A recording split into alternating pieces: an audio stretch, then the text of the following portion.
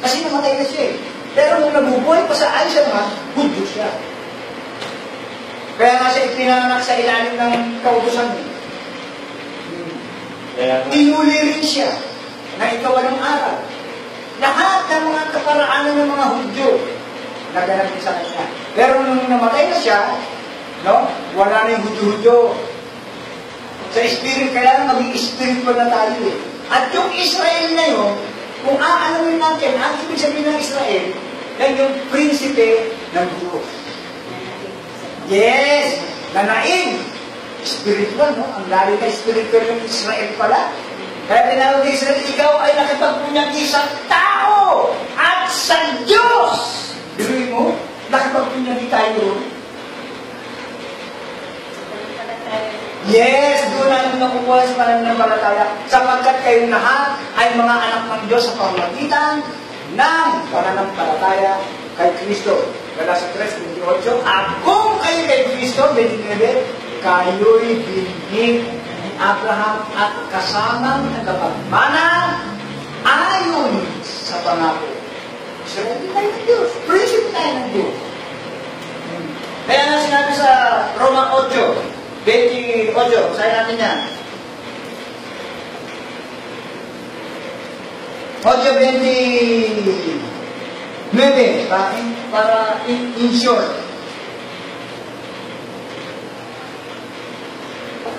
8:29, sapagkat yaong mga nanguna pa'y kanyang nakilala, ay ikinalaga naman niya na maging katulad ng larawan ng kanyang anak, upang siya ang maging panganay sa maraming magkakapatid.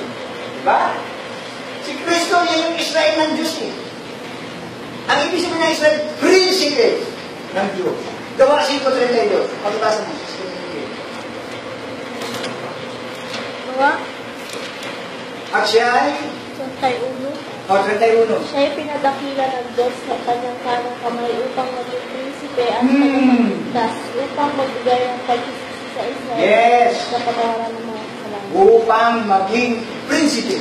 Kaya nga siya yung identity ng Israel. Upang yung tayo mga tinawag buhat pa ng una, kaya nga ito sa tabo, yung mga tinawag yan. Yung mga tinawag para maging katulad tayo ng larawan ng kanyang anak. Upang ano? Upang maging katulad ng larawan ng kanyang anak, upang siya ang maging pangalan sa maraming magkakapatid. Kaya nga siya ang pangulo eh. Diba? Pangalan, iglesia ng mga pangalan. Diba?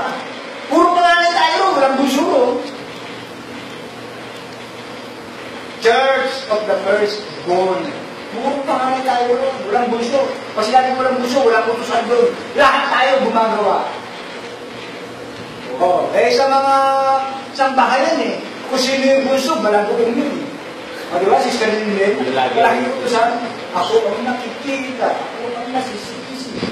Pagkamali ka, puro dito, puro doon ka, may simba ka, ng kuya. Pero doon, kay Kristo, walang magiging Hudyo, walang magiging Grego, lahat tayo, puro pangalan doon, pero si Kristo ang pinagpangalan natin doon. Lahat tayo, puro Israel ng Diyos doon, kaya na Israel, tinatawag na Israel ng Diyos. May alin tuntunin, hindi praise the Lord, hallelujah lang. No! Hindi yung sasampalataya kay Kristo, yung pagsampalataya kay Kristo, meron tuntunin yan. Yan yung tinatawag na rule. Pag sinabing rule, yan yung tinatawag na supreme command. Mas mataas pa sa Ten Commandments siya. Yung pagiging bagong tao. Yung Ten Commandments, pag sinusunod mo yun, bakit mo kailangan sundin yun? 7:21. Masama.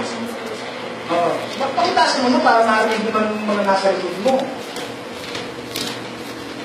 7:12 muna.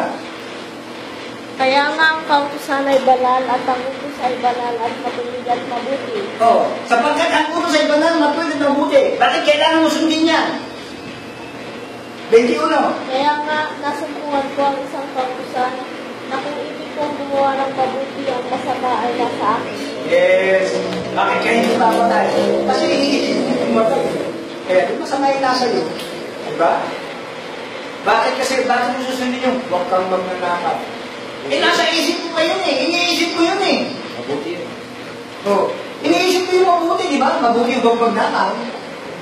Oh, mabuti yun eh. Eh, sa'yo, naisip na sa'yo masama. Ano yung masama na yun? Gusto mo magnakaw. Ako yung gusto mo. Pero hindi ka ba nagnanakaw, ah? Oh, lalahanin nyo. Bakit mo susunod sa pupunos kahit hindi ka pa nagnanakaw? Kasi iniisip mo. Ngayon kaisipan ng lamang, pakikipag-alit ka agad sa Ten Commandments yan, no? Hindi mo pa ginagawa.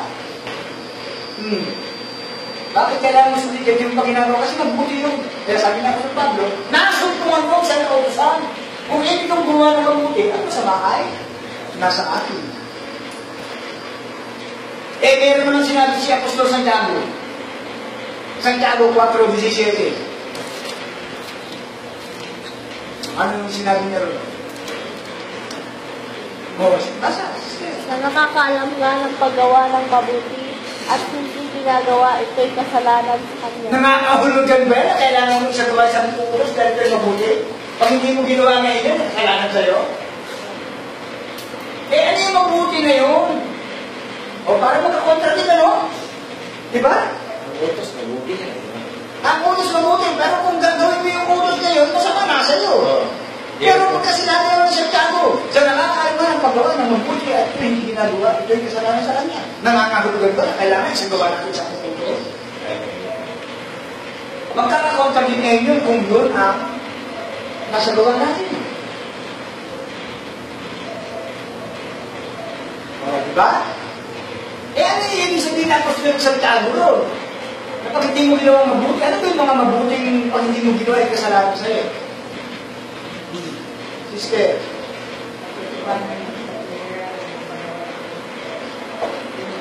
ano ba yung ipinakita ni Kristo na halimbawa doon sa nag-aaring ganap? Sino ang aking kapwa? Ano sinabi ni Kristo? Mayroong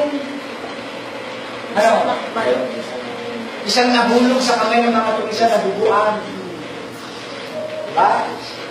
Kaya ito ngayon, yung nasa kautusan, yung mga saserdote.